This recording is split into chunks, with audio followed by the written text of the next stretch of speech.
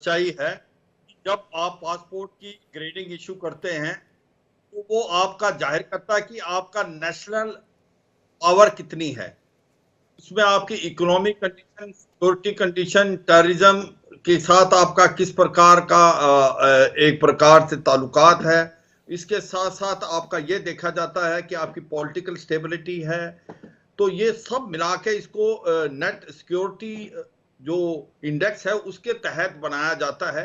और जिस पासपोर्ट की रैंकिंग में जो नीचे होता है, इसका मतलब उसकी कंडीशनें अच्छी नहीं है। जैसे बनस्पत इस बार जो हुआ है, पाकिस्तान को जहां पहले था उससे काफी नीचे और आ गया है। यह दर्शाता है कि पाकिस्तान की जो इंटरनल हालात हैं वो अच्छी नहीं है।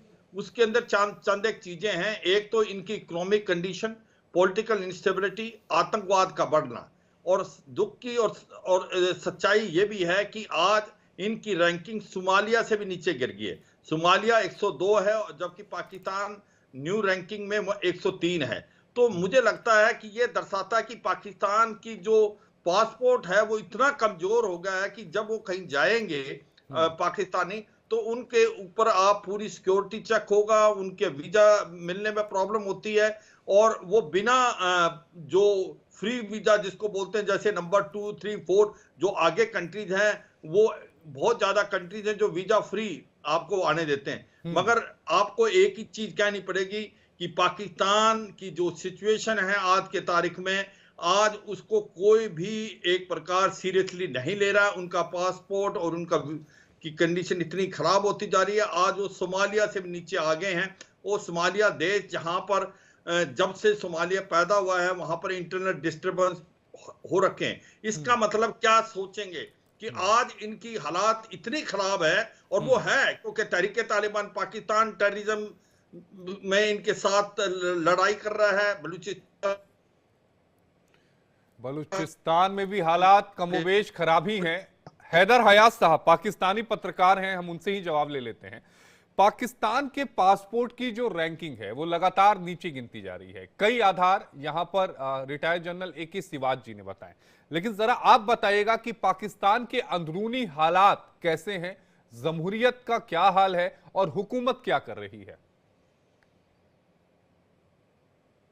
बिस्मिल्लाहिर्रहमानिर्रहीम। बहुत शुक्रिया आपका। देखिए इसमें तो कोई शक नहीं है कि पाकिस्तान में इस वक्त पॉलिटिकल अनसर्टेनिटी है और उसी की वजह से शायद यहाँ पे इकोनॉमिक इंस्टेबिलिटी भी है।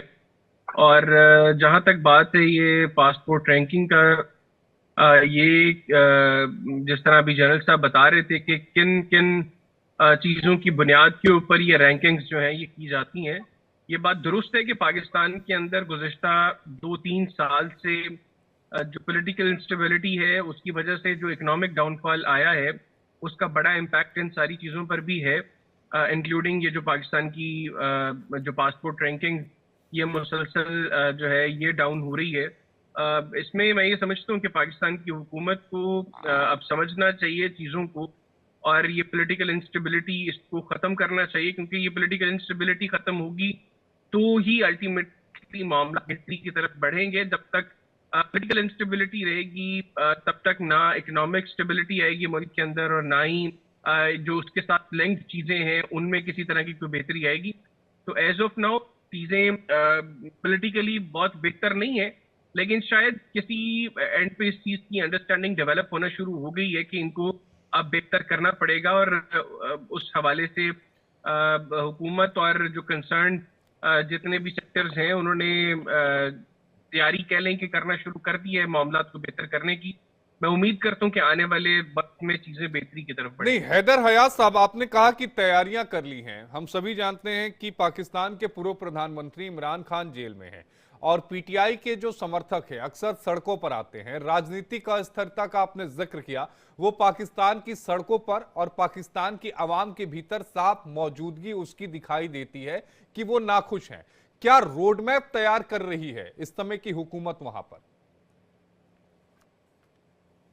देखिए मैं आपका सवाल प्रॉपर तरीके से अंडरस्टैंड नहीं कर पाया, लेकिन जहां तक बात जो मैंने अंडरस्टैंड किया, आपने इमरान खान साहब से मुताल्लिक जो बात की है, जो पॉलिटिकल इंस्टेबिलिटी की मैंने पहले बात की थी वो यकीनी तौर पर पाकिस्तान तहरीक इंसाफ के साथ जो हुकूमत के मामलात थे उसी बुनियाद पर मैंने बात की थी। और अभी पाकिस्तान के अंदर डायलॉग और पार्लेज जो है वो शुरू हो चुके हैं गवर्नमेंट और पाकिस्तान तहरीक इंसाफ के दरमियान।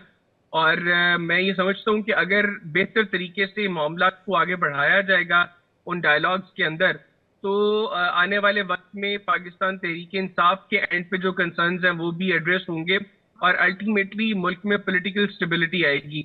उसके लिए जरूरी था पहले कदम पे बैठना, तो वो बैठ गए हैं। 2 सेशंस हो चुके हैं।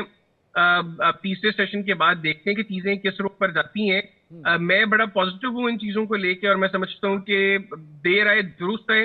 अब टेबल के ऊपर कम से कम बैठ के बातचीत शुरू हो गई है। मुझे उम्मीद है कि इससे इंशाल्लाह पॉजिटिव एंड पे चीजें जाएंगी।